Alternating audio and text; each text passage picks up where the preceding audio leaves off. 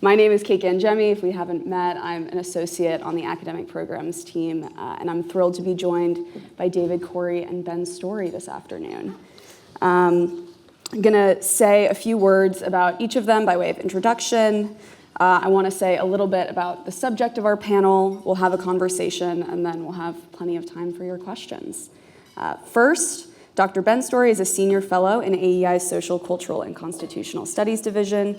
He is concurrently a research fellow at the Civic Institute at the University of Texas at Austin and a Tocqueville Scholar at Furman University, where he previously served as a research professor and director of the Tocqueville program. Dr. Story is the co-author with his wife, Jenna Silber Story, of the 2021 book, Why We Are Restless, on the modern quest for contentment. Together, the Stories are working on a book titled The Art of Choosing, How Liberal Education Should Prepare You for Life. Also together, the Stories are leading this week's seminar on Plato's Symposium. Dr. David Corey joined the Baylor University Honors Program faculty in 2016 and has been a political science faculty member at Baylor since 2002. So I think before all of you have been born. Almost longer than I've been born also, so. Thanks for that. It means that you have more wisdom. You're supposed to be nice. He teaches courses on political philosophy, the history of political thought, and great texts. He co-authored The Just War Tradition, published in 2012, and The Sophists in Plato's Dialogues, published in 2016. He is currently working on a book titled Rethinking American Politics, and also alongside his wife, Elizabeth Corey, he is co-teaching this week's seminar on liberal education. So the title of our panel this afternoon is Liberal Education and Civic Education, Friends or Foes. This room might be a little bit more familiar with our topic than most, but still I think it might be helpful to define our terms a little bit and put some questions out on the table. After all, if we want to determine whether or not a civic education and a liberal education are compatible, first we have to begin by asking what a liberal education is. And this might be more difficult than one would expect. We could probably dedicate this whole panel or even a whole conference just to that question. When you hear liberal education, you might think of our modern liberal arts colleges. For the most part, these institutions consider themselves liberal insofar as their curriculums have distribution requirements constituting a general education combined with major requirements. However, in ancient Greece, this looked very different. The idea of a liberal education first arose there, and it was understood as an education for a free person as opposed to a slave. It would seem obvious then that this is the sort of education we would want citizens in our democratic republic to have. But if a liberal education requires a certain freedom to begin with, namely a freedom from laboring after material necessities, as in antiquity, it might seem that a liberal education is only available to the wealthy few. Such an education, then, wouldn't seem suited to our egalitarian society. As Tocqueville shows us, Americans have always had a preference for the tangible over the abstract, for practice over theory. This is a characteristically pragmatic opinion which belongs to a commercial republic. And we see this reflected in public attitudes towards college today. It seems that the discussion of ROI, return on investment, is a permanent feature of our conversations about higher education. And it's a good thing that we value pathways to socioeconomic mobility. We want higher education to be available to all, not only because we recognize its economic utility, but because Americans understand themselves as co-rulers. We want our fellow citizens to be well-informed so that they can make good decisions with respect to our shared political life. We want them to recognize the importance of that shared political life, that being a citizen involves acting together without thinking alike, as Yuval Levin says. These are all worthy aims of a civic education. More than worthy, one could say they're crucial for our civic health. But one could also argue, perhaps it's this very need that puts civic education at odds with a liberal education. If a liberal education must be undertaken freely, pursued for its own sake, can it and should it be put in the service of our political ends? So I want to pick up there by asking David, could you define for us how you understand a liberal education, and is it an end in itself? Thanks for the question. Thanks for that introduction. It was a little treatise. It was very good. I don't think one can define liberal education finally. Not everything has an essence. If you want to define a thing, one way might be to look at how it began, but there's no reason why we might not define something by looking at how it ends, its final form. Or maybe we don't define it historically and we define things in terms of their essences or their forms. And I think that these are real options. We could define liberal education the way it began in the Greeks. We could define it more practically in its modern form. These are possibilities. And there's a concept I want to introduce, because things like liberal education or liberalism or politics all share this quality of being quite hard to define. There's a philosopher who in the mid-20th century, W.B. Galley is his name, referred to these as essentially contested concepts. In other words, where we would want to give a definition and say that's its essence, what we find is contestation. And he said the reason there are things like this is that they are terms that are evaluative, they have normative meaning, and they often hark back to some prime and itself ambiguous prototype. So that if you were to ask Cicero or Plato or Aristotle what liberal education is, you wouldn't get the same answer. And so it's because of this variability and its potentiality from the start that it's hard to define. Now, that said, I do define it for myself, and I take a rather pure view of it. I would say that liberal education is what we would learn, what we would take time to learn, if our jobs were completely taken care of, that we didn't have to worry about career in the least. Our health is taken care of. Our politics is healthy. We're not worried about political reform. So the whole domain of necessity and urgent change is off the table. What then would you bother to study? What would interest you outside the pressures of necessity? And on that definition, there's a tension between civic education and liberal education, because civic education is tending to a necessity, a very, very important necessity, but a necessity nevertheless. Yeah, I'll pose the same question to Ben. How do you define a liberal education? Well, let me just start by thanking Kate for coming up with the idea of doing this, and thanking David for joining me on this panel. I first met David Corey. I don't know if he remembers this. I remember it. I'm interested to see if it was in Boston. No, I know. Well, what I remember, and who knows, is I think we were in Michigan. I think it was a conference that I think it was ISI hosted, and you were leading the conference with Peter Lawler, a dear departed friend of all of ours, and I met David at a cocktail party one night, because that's his wife Elizabeth that I'm pointing to over there. And I was a late stage graduate student, and you all were young professors.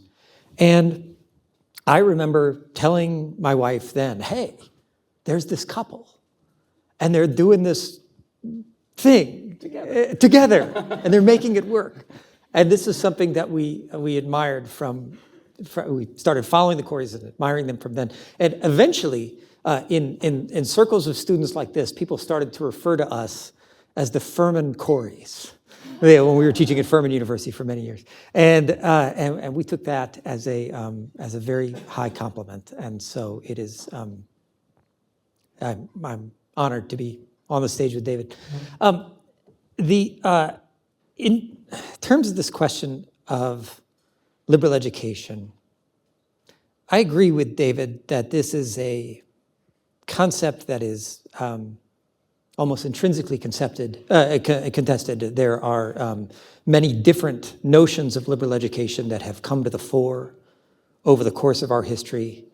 And so I'm going to suggest to you a conception of this that is not so much a definition of an essence, but I think a thing that would be good for us to understand as liberal education. And in the course of doing this, what I'm going to take the proposition that with respect to our opening question, liberal education, friends or foes, I think liberal education and civic education, friends or foes. I think liberal education and civic education are friends. I think they're friends that have a lot in common. I think their friendship brings us many benefits. Now, as friends, they have a lot in common, but they don't share everything. There are points at which there are ways in which civic education, there are elements of liberal education that civic education does not include. I'll put it that way. But both civic education and liberal education are, to my mind, highly beneficial and useful, in part because of their conjunction. And I think they should celebrate these facts about themselves. So with respect to a definition of liberal education, before we get to its relationship with civic education, the understanding of liberal education that I find most compelling and I think most useful for us is an understanding that concentrates on both intellectual and practical competence. That is, a liberally educated person ought to be competent across the various significant domains of human knowledge. So you could think here of the 7 liberal arts as they were canonized by the ancient Romans. So grammar, rhetoric, logic, arithmetic, geometry, astronomy, harmony, competence in all these things. They would be the mark of a liberally educated person. In our modern world, we would add some other things to the list. We'd want to be familiar and capable of reading a decently sophisticated paper in many of our most important sciences. We'd want to have significant historical understanding. We'd want to know poetry and the 3 dimensions of philosophy, metaphysics and moral philosophy and political philosophy that are most significant. So I think competence across the various domains of human knowledge, fluidity of mind with respect to these things, capacity for thinking about them well, would be the intellectual mark of liberal education. It also has a practical dimension. One of the aims of liberal education is an education in prudence, an education in choosing well with respect to practical life. And by choosing well with respect to practical life, I mean choosing the just right thing in the specific circumstances in which you find yourselves. So let me give you one example of this choice of the just right thing. I have to think of a present for my mother's birthday, which is impending. And it's got to be the just right thing for her at this particular stage in her life. Wouldn't make sense for me to get her a dress she might have worn when she was 25, now that she's significantly older than that. It's got to be the just right thing from me, which might be quite different from what my father would give her. It's got to be the just right thing in the circumstances in which we find ourselves. So for example, if we were traveling together, I wouldn't want to get Mom something so big that she couldn't bring it home in her suitcase. It's got to be delivered in just the right way, right? I want to find just the right words to say as I'm giving my gift. And I want to accompany it with just the right gesture or look. So this is the standard of human action that Aristotle called the fitting. And I think a liberal education would prepare us to discern the fitting in the various dimensions of our lives as active human beings. Now that discernment of the fitting, that prudential side of liberal education, seems to me to have both a personal and political dimension. And the political dimension of it is something that I think we'll talk about when we come around to civic education.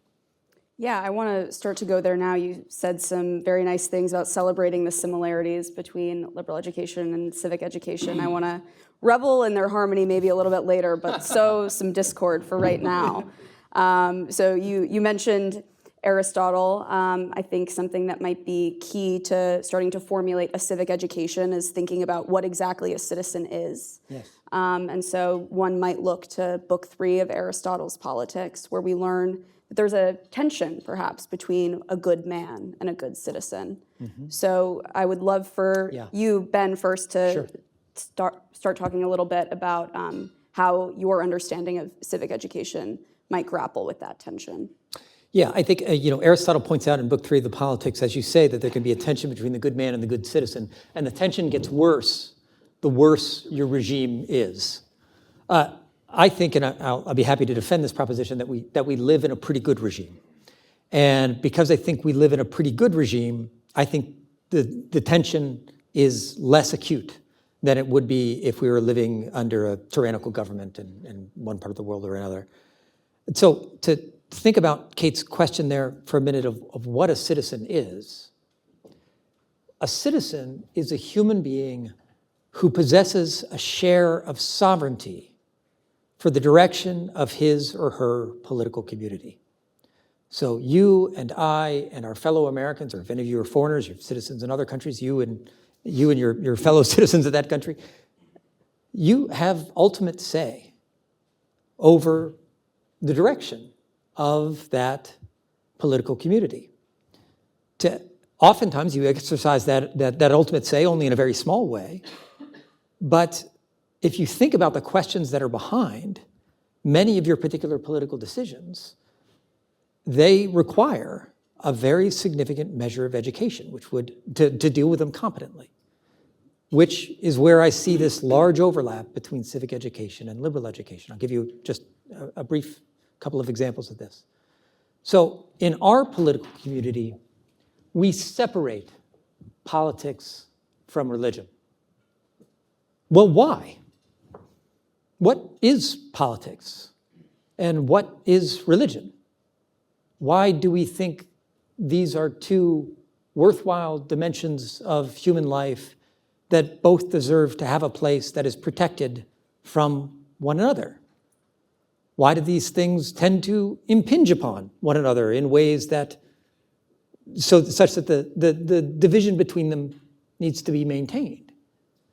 So, as you all know, the division between religion and politics in our own political life is constantly contested. We're always arguing about exactly where this line lies, whether it's in education, abortion, all kinds of issues that raise this. And so a liberal education, and this is where I think it overlaps with a civic education, prepares us to make a responsible judgment about that question because we have a share of sovereignty. And so we need to prepare our minds to exercise that judgment. And you can think of this in many different domains of human life. So all the various levels of our politics touch on education, right? So we deal with that in local communities and states and in the federal government.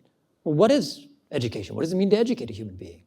I want to think about that question when you're addressing those kinds of political concerns. We have environmental regulations that touch on the relationship between human beings and nature. You might want to be familiar with those kinds of questions as well. We have a national endowment for the arts and the humanities. Well, what are the arts and what are the humanities and why do we fund them? Should we continue to do so? Understanding these things and why they contribute to human life is something that our education should offer us. Not to mention dimensions of things like war and peace. The United States is involved in several different wars around the world right now. Well, what is a war? What does it mean to fight one well in terms of both accomplishing one's war aims and having good war aims in the first place? Finally, civic education is an answer to the question of what should we do? That's a formulation by a political scientist up at Tufts, who's become a friend of ours. Peter Levine is his name. And so the citizen, we have to do things together. So the citizen is interested in the question of the we, our American we. So we want to have a special attention to American political thought, American law, American history, American literature, all the things that make us us, and therefore enable us to act well together. David, do you have anything to add there, either on the tension between the good man and good citizen, or anything that Ben has said? I agree with everything Ben said, and I can tell also that he is fantastic in a classroom. And I think he's probably going to agree with everything I say, but it is possible to emphasize or de-emphasize the harmony or the tension between these two endeavors. So I want to show you what it looks like to emphasize the disharmony there, the tension. Not because I don't agree with civic education, I do. And I think that was a fantastic account of it. Notice how much you would have to learn in order to be a competent citizen. It's overwhelming. It's almost every domain. Arguably, it's the entirety of knowledge and action. But if we think for a second about liberal education and about how to define it, we get some purchase, I think, by recognizing that whatever liberal education is, it's going to be an education that's going to free you. But the conception of what freedom is can vary. Free from what and into what? So we might ask the question, what is a free human being? Surely one answer to that could be politically free, in the sense that I'm not governed, or I participate in governing so that I'm part of the ruling that controls who we are and what we do. That is certainly a conception of freedom. But is that the only conception of freedom worth thinking about? I don't think it is. I think that when the 7 liberal arts, for example, appear in Plato's Republic or in Aristotle's Politics or in Boethius, they are preparatory studies for a higher end. Aristotle literally calls them preparatory studies. They're not philosophy. In Plato, it looks like the end is some sort of union with the divine. I think that's arguably the case in Aristotle, too. The highest philosophy, the philosophy of the divine.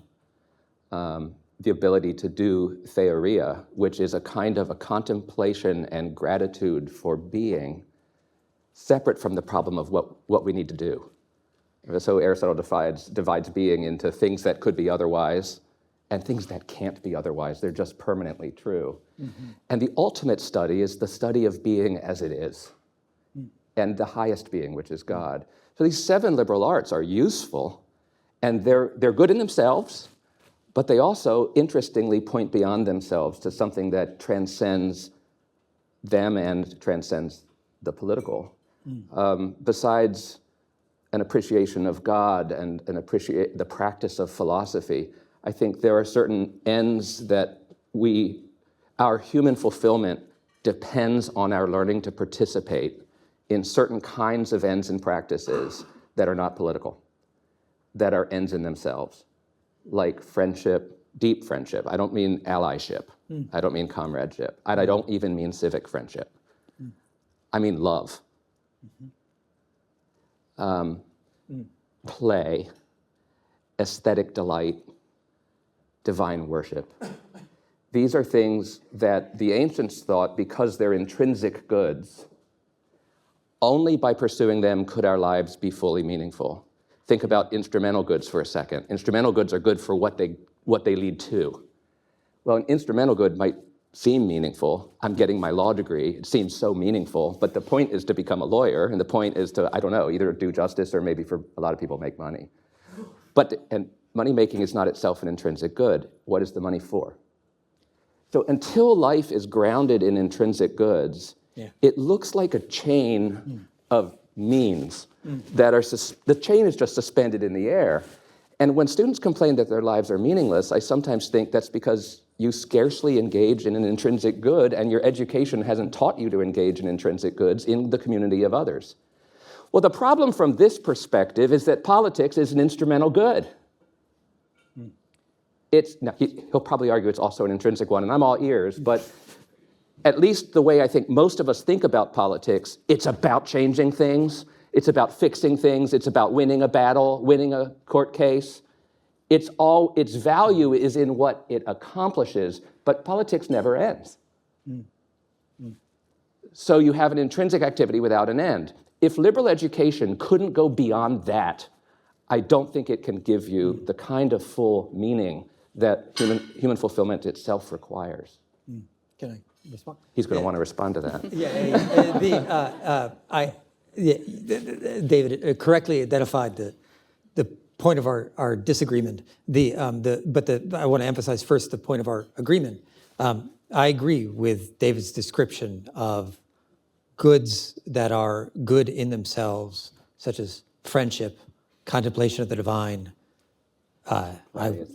play, aesthetic delight.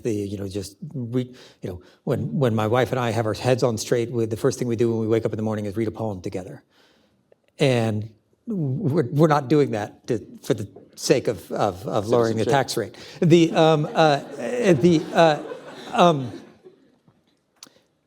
Those ends are some of the things that I think David was suggesting this, and I think this is true, that those are some of the things that orient political action.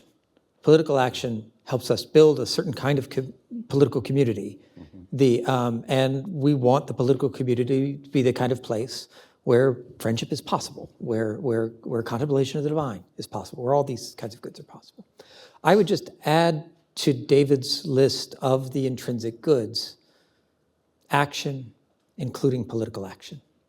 In other words, I think Aristotle understands being a citizen, participating in ruling and being ruled, in turn or in part, is the way that Aristotle suggests this. That is, I have a share. Sometimes I'm in charge of something, sometimes I am carrying out somebody else's orders, but I'm going back and forth in this, and I'm participating in the governance of a common life. That activity in itself, which aims at noble action in itself is a worthwhile thing to do. And it's not, in this sense, politics. In this sense, I don't think politics is purely instrumental, although it has its instrumental functions. When we get something just right, either as individuals or as part of a group. So just to, when, like if AEI's academic programs team, if they pull off this week really well, it's just good. It's just like that was great.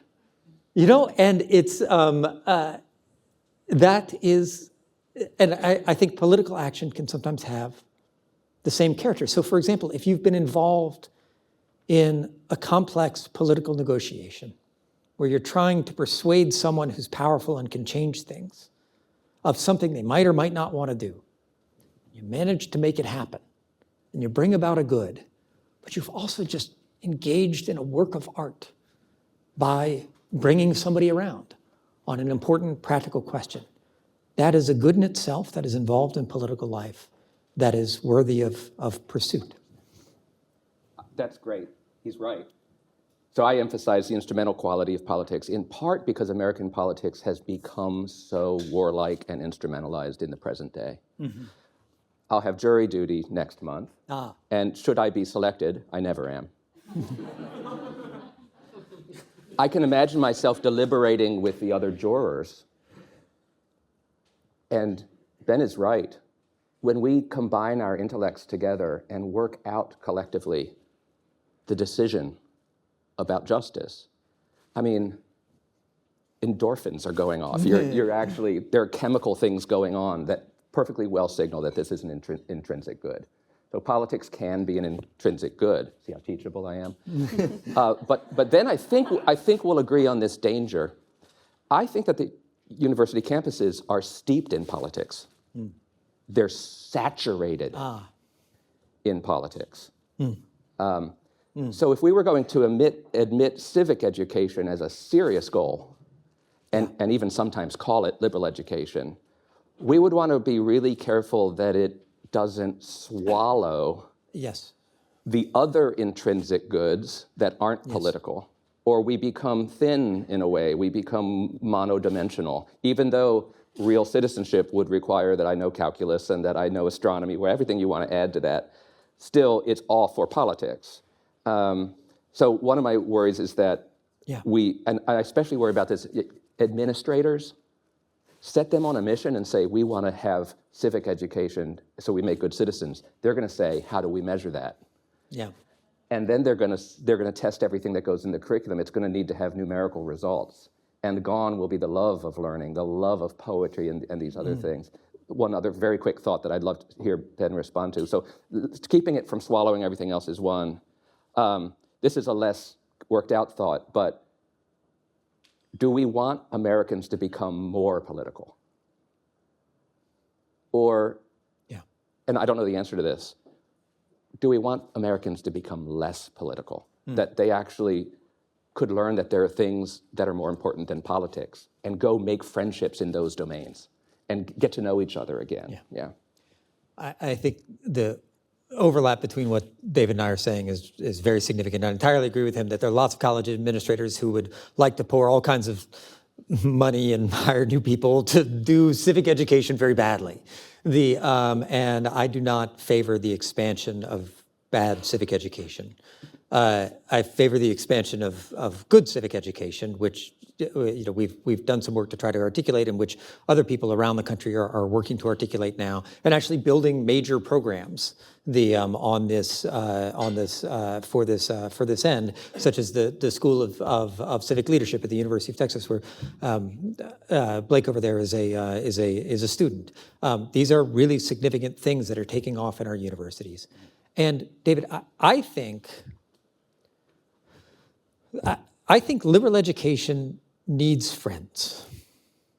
And I think liberal education needs friends because, when Socrates, tells us that, when we reach the sort of upper levels of the divided line and we're contemplating the beautiful for its own sake and so on and so forth, this is a very far reach of human life. This is a very far reach of the intellect. It is up a ladder for us. It's hard to breathe up there. And it needs to stay in contact with other dimensions of our life. And so I think the civic project can be a dimension of human life that liberal education can work together with, because really civic education needs liberal education, and liberal education needs civic education, in the sense that one of the things liberal education entails is self-understanding, knowing yourself. Well, you all are citizens of the United States of America, or most of you are. And knowing what that means, and that's not just a fact on a birth certificate. That's a responsibility. That's an activity in which you can engage. Doing that well is part of knowing yourself, or learning to do that well is part of knowing yourself. So, in this sense, I think civic education is one of the things with which liberal education can build an alliance, in part because of the partial overlap, that is healthy for it, in part because I think civic education, rightly understood, will understand that it is incomplete, that it needs to point beyond ourselves. So, for example, we might want to become mathematically competent so that we can understand what people are saying to us about marginal tax rates. But to gain that competence, we have to study math, which has its own intrinsic ends, and which are not subordinate to the aim of the cultivation of civic responsibility. But in that sense, I think by making friends with civic education, liberal education can actually do itself a favor. Great. So switching gears a little bit, perhaps one reason why it's a good thing that liberal education and civic education are friends is because they both have perception problems. Civic education is regarded by some to be remedial, and liberal education in some circles is held to be elitist. So how would you both respond to those critiques, and how would you start to begin overcoming them? The report that you and Jenna wrote does a terrific job of getting people to see why it's not remedial. Yeah. That's one of your main tasks. You do it extremely well. I'll let you take that up. Maybe I'll take up the elitist charge.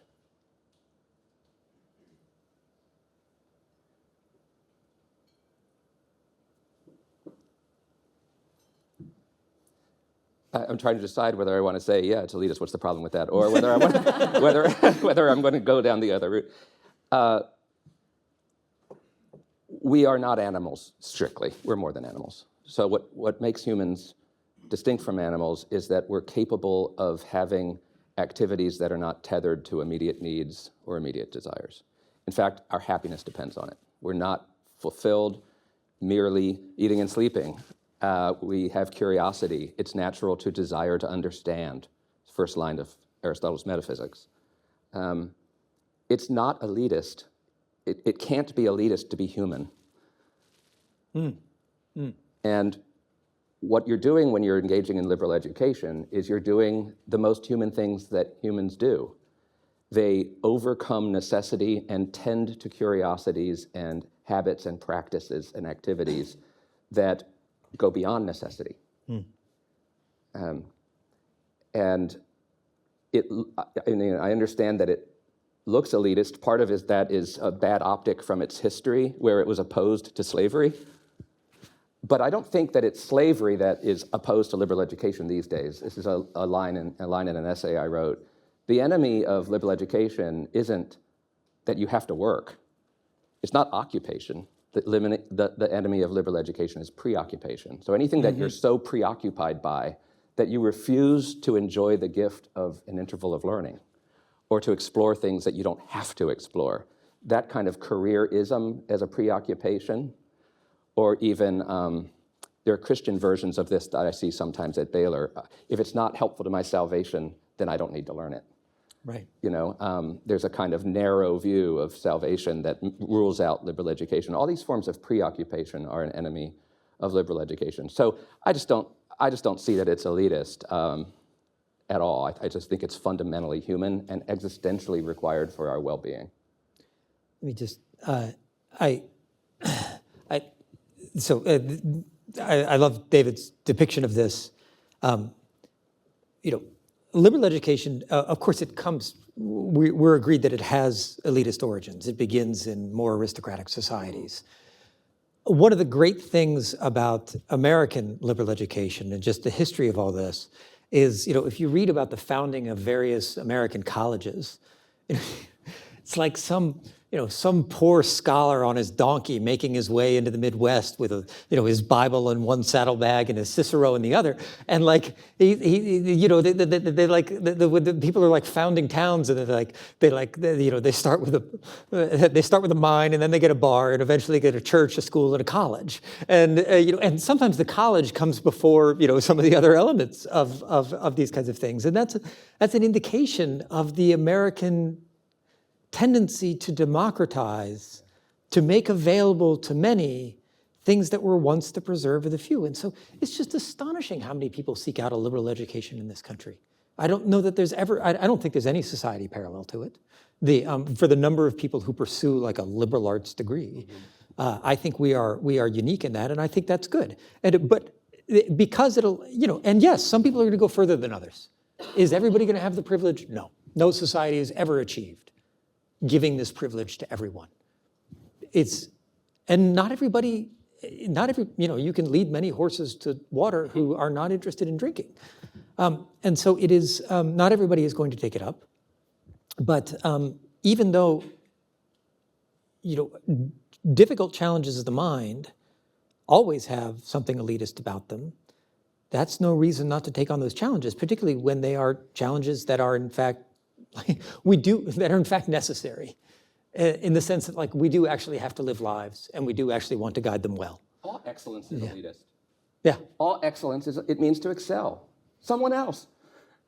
You're excelling beyond somebody else. Basketball is elitist. Excellence is elitist. Yeah, I think that's right. It's partly why we like it.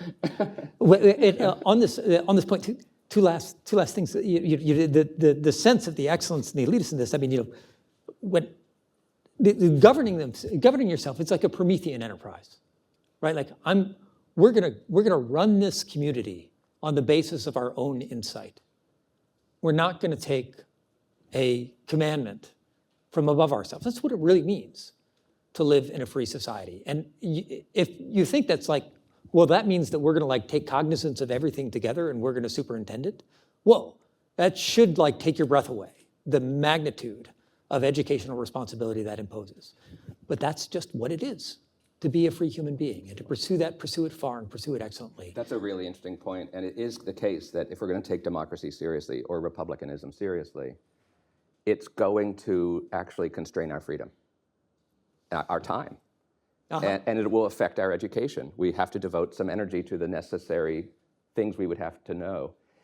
I've often thought if you wanted to have a perfect liberal education, you'd have to have a lot of freedom to do it. You should adopt Hobbes's political philosophy. Because you don't have to govern. All the governing is done by the sovereign. Hobbes actually thought that was a gift, right? Right. That you could be really free. He wanted to give us the gift of freedom. We chose the gift of self-rule. Yeah. And that requires an investment of time and energy on our part. And in this sense, David, the question you posed earlier, I think we want to be more political rather than less. You do. Although understanding political in the right sense. Like, I think the problem with our Congress right now, and I'm just following Yuval on this, is that it's too performative and not political enough. There's not enough actual political negotiation and working out solutions to real problems going on there. Instead, it's theater. And so actually becoming a bit more political, not in the Schmittian sense of friend and enemy distinctions, these kinds of things, but in the Aristotelian sense of having a share in ruling, because it involves taking up the perspective of responsibility, would actually be good for us.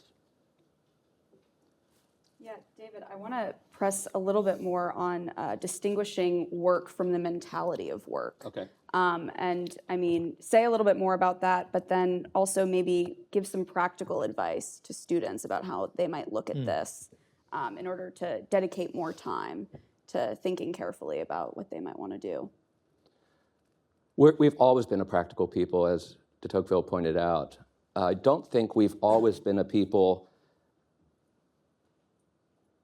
as careerist as we are now. So I meet a lot of high school students who want to come to Baylor, and they are thinking, what is Baylor going to do to increase my income and get me a job? And that becomes a criterion for what classes they're going to take. So the classes they take are decided or are accepted or rejected depending on a career, which is a real waste of college.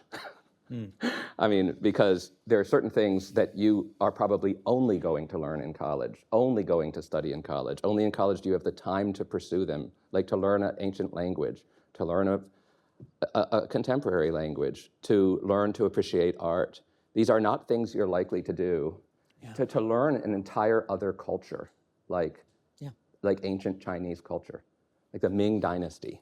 And to see that's a settled form of life like ours, but it's different from ours, and to see how things look from that perspective. You're not going to do that when you're in the workplace. So the preoccupation with work is a kind of, it turns into a kind of filter that virtually ensures that you will not get out of college what only college could give you. Yeah. And you will get out of college what you didn't need college to give you, or you don't need it as much. When I started as a stockbroker, did you know I was a stockbroker? No. Can we talk after? Look, Merck at this price is fantastic. I walked into the firm in Baltimore and I said, I think I'd like to be a stockbroker. And they said, well, what did you major in? I said, ancient Greek and the tuba. And they said, well, what makes you think you'd be a good stockbroker? I said, I learn things very fast, and I think I get people. I would probably be good with people. They sent me to Detroit and trained me. The preoccupation with work is to show up at Baylor thinking I want to be a stockbroker and only take classes that are going to sit. But you didn't need to do that. You've squandered the thing that you should have been getting. So that's what I mean by the preoccupation with work. It's a kind of a filter that makes you misunderstand college from the start. I agree with everything David said. I want to just underline one part of it, which is be very wary of a vocational choice made before when you're 18 or 19 years old. Yeah. It's very unlikely that could possibly be a free choice, that you've actually reflected on the possibilities and come up with something that actually is fitting for your life. Stop there. All right, Great. Well, I want to make sure that we have time for questions. I'm going to ask one more question of you also start thinking about your questions, and we'll give some time to people to grab mics. This is a little bit out of left field, but a fun question. Do you think that a liberal education and a civic education are both fundamentally small c conservative? I'm so glad you asked that. Because it helps us sort of take in a little bit of history here of how the colleges and universities got to where they are.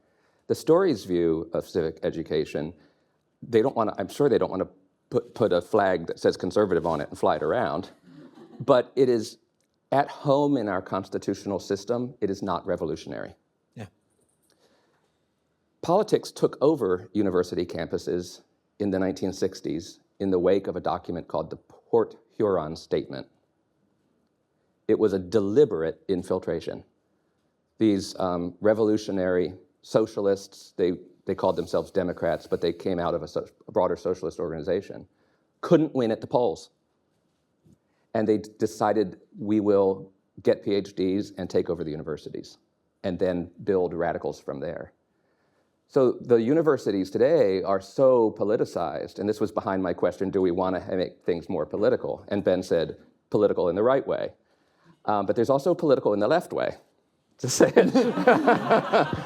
And that political is not so friendly with our Constitution. Its model is protestation. Its historical glory days and highlights are the end of the Civil War and the Civil Rights Movement. Everything political is interpreted as forcing the right to concede something. It's militaristic in its conception. It really is revolutionary, and it's not comfortable with our constitutional regime. Mm. So it leads to a question: how do you prioritize civic education when we have a whole lot of people on college campuses who will interpret your version of it as pretty thinly veiled conservatism? That's a hard-hitting question. Yeah. Sorry about that. No, that's all right.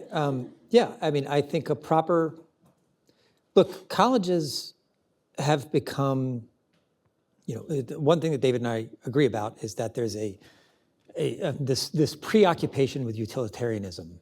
And just to underline a point of what David was saying there, remember, for all of you in this room, remember, you are free and accomplished people in a free and wealthy society.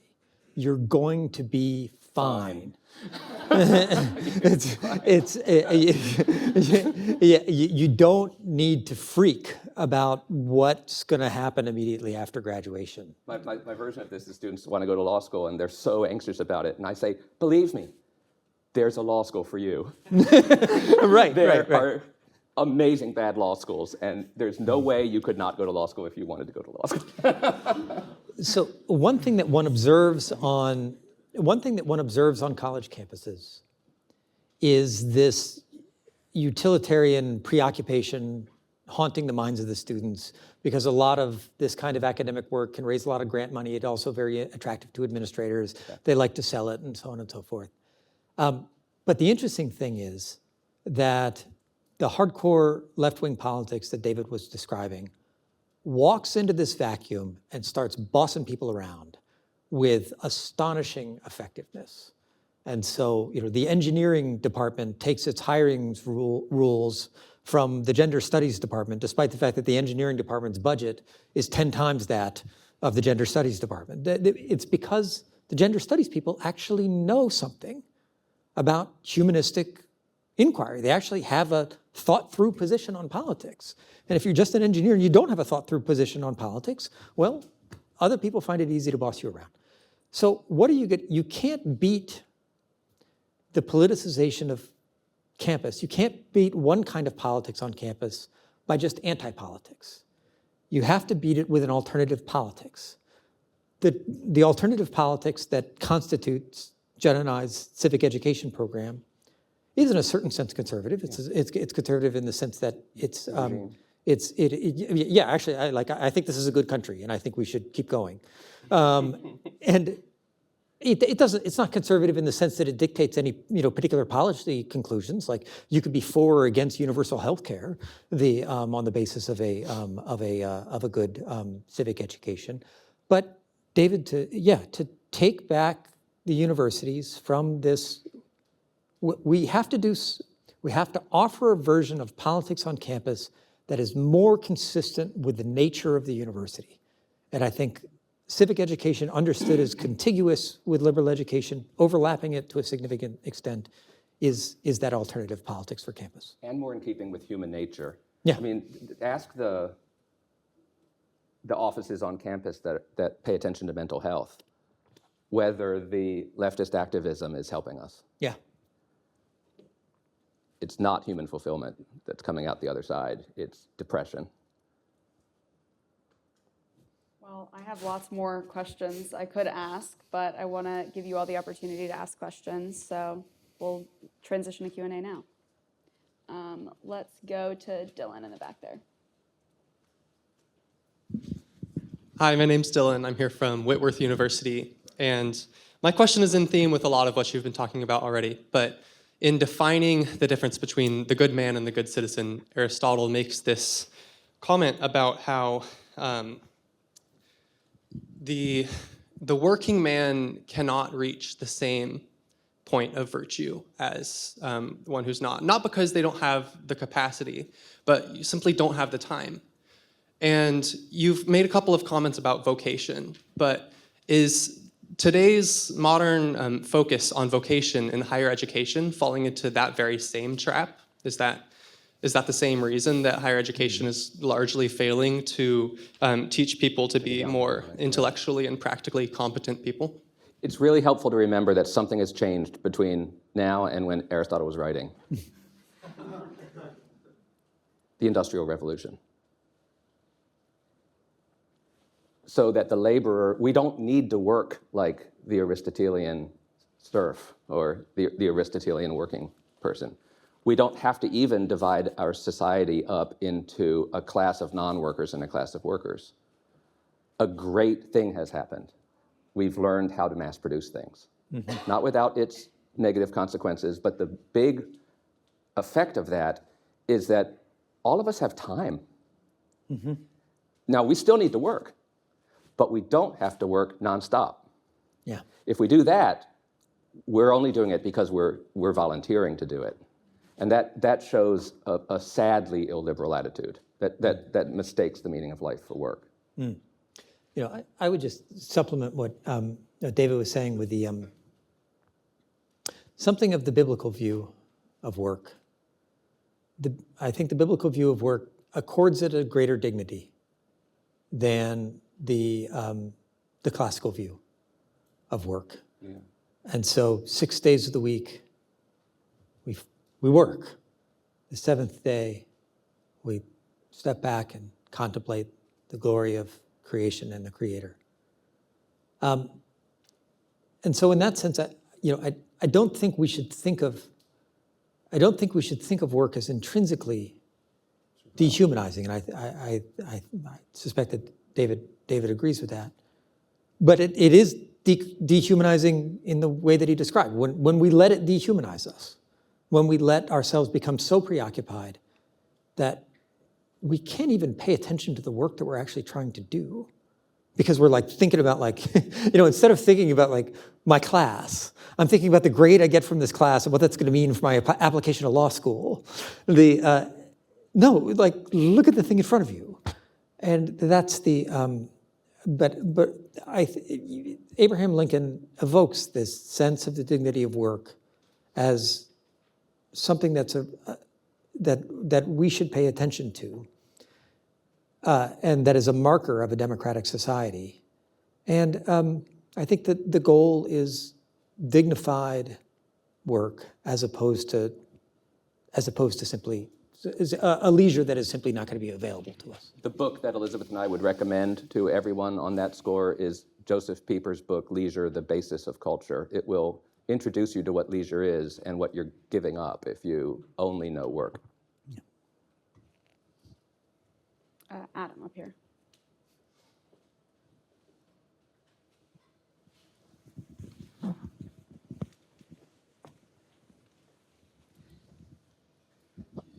Hi, Adam Lodi from Columbia University. My question is, how do you go about figuring out what goods are worthy of being pursued as ends in and of themselves? Actually, that's not something that you have to figure out, because the ones that are really are, and the ones that aren't really aren't. So if somebody asks you, if somebody walks up to a child who's playing with a friend and says, "Why are you playing?" That's not an answerable question. That's Right. because that's an intrinsic good. So the goods that don't let you ask why are intrinsic. I want to be in love. Why? That's just a nonsensical question. So, but by the same token, any kind of good that you're engaging, that you can say, why am I doing this, and you can give a list of answers. That's either not an intrinsic good, or it's a good that is like politics. There are a lot of goods like this that are both intrinsic and extrinsic. They actually are both. That was good. Yeah. Bailey in the corner over here. Hi, my name is Bailey. I just graduated from Texas Wesleyan University. Go At the Texans. beginning, you talked about prudence, and you kind of mentioned it almost in passing by. And I wonder, can you learn prudence through only liberal education, or can you also learn prudence through civic education? Let me give you an example of this with respect to civic education in particular. During the COVID crisis, we had this fairly ridiculous debate between people who said, on the one hand, follow the science, and people who, on the other hand, were just like, I don't like those people. They're ruling me. What we didn't seem to have is the kind of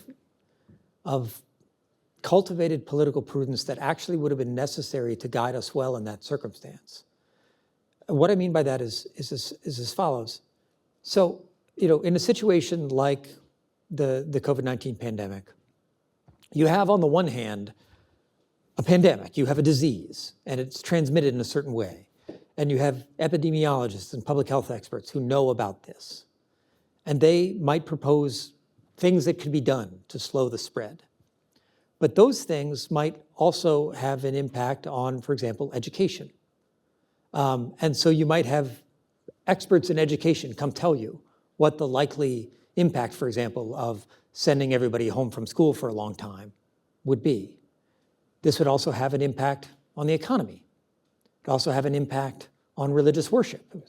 There was lots of, our church was shut during the COVID-19 pandemic. So, in other words, a good judgment about what to do in a circumstance like that, there is no expert who puts all those things together. That is the business of prudence. And that kind of prudence is a kind of prudence that there is no place in the university for the systematic cultivation of that kind of prudence. But there could be. There could be. It could be possible to train ourselves in becoming what we call disciplined generalists, right? People who have enough competence in all these different domains of knowledge to listen when the experts show up and hear what they're saying, but then send them away and deliberate, amongst ourselves about the good of our community. I think the personal prudence would look akin to that. The circles of deliberation would be smaller, and yeah, I'll just leave it there. In the middle here.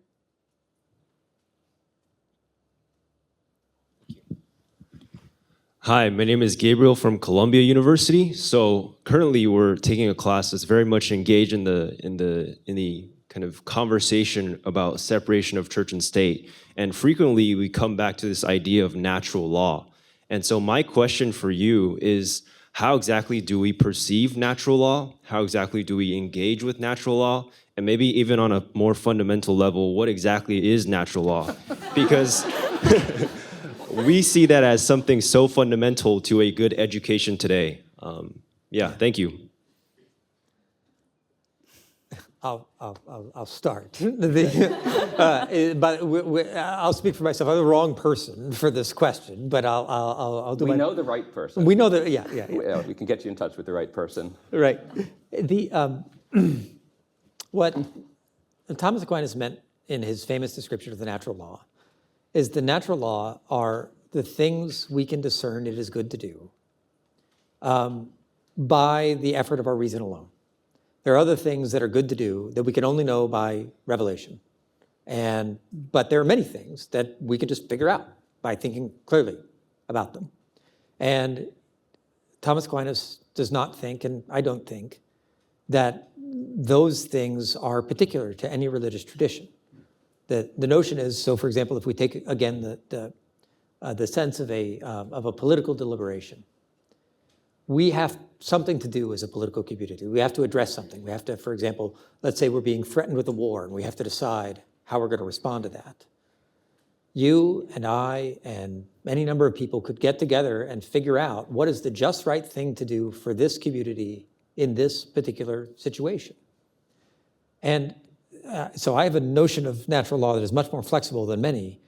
I think that when you actually answer that, when you actually find the just right response, which is very hard to do, to that kind of situation or another kind of human situation, you've actually participated, in Thomas Aquinas' language, in the natural law. You've participated in the operation of providence, as he sees it. So the natural law is the operation is the good operation of human reason. And in this sense, I don't think it's in any sense religiously exclusive. All right, we have time for one more question. Let's go to Isaac, all the way in the back. My name is Isaac Michael. I go to Benedictine College. My question is, what's the relationship between liberal education and virtue? So in other words, does doing things for their own sake somehow make you good? Or what's the interaction there? It's a great question. The relationship is complex. Just a couple little things to keep in mind about it. There are different kinds of virtue, moral virtues and intellectual virtues. Sometimes people think about liberal education and they reduce it completely to the moral virtues. They don't see that there's more to be curious about and to know than just how to make yourself virtuous. I hinted at that before by saying the problem of virtue is it concerns a domain in which things can be otherwise. You could do this or this, you can become this or this. But things that can be otherwise does not exhaust being. Mm-hmm. There are things that cannot be otherwise, like the principles of math. So you become a great mathematician. This does not make you virtuous except in the sense that you've perfected or actualized the intellectual virtues in themselves. An awful lot of liberal education, of course, is focused on virtue. But the other thing I would say is that there's a difference between knowing what is right and doing what is right. And the problem of doing involves more than knowing. It also involves practice, habituation, discipline, right? So that the intellectual side of a moral education, if that's what you're thinking of liberal education, if that's what you think liberal education is, it needs to be supplemented in order to help you become virtuous, right? So I would say a liberal education is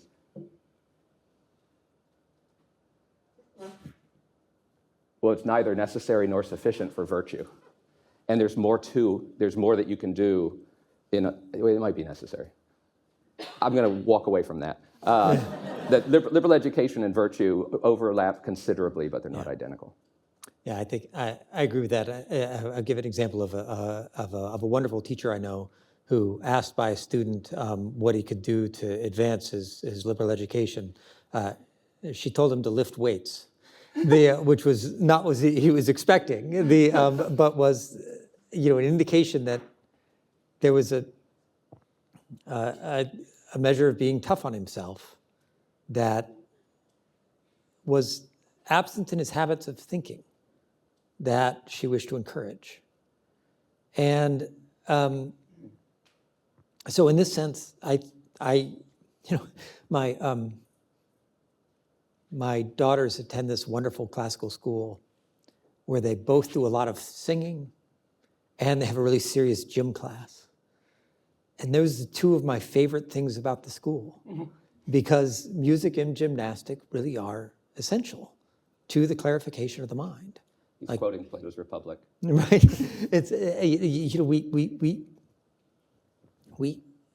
don't see things clearly when our vices get in the way. And David is entirely right that mastering oneself in a moral sense is a matter of habit more than, at least as much as anything else. But mental clarity can lead you to want to improve your habits by getting rid of many of the delusions that cause us to fall in love with the habits that lead us astray.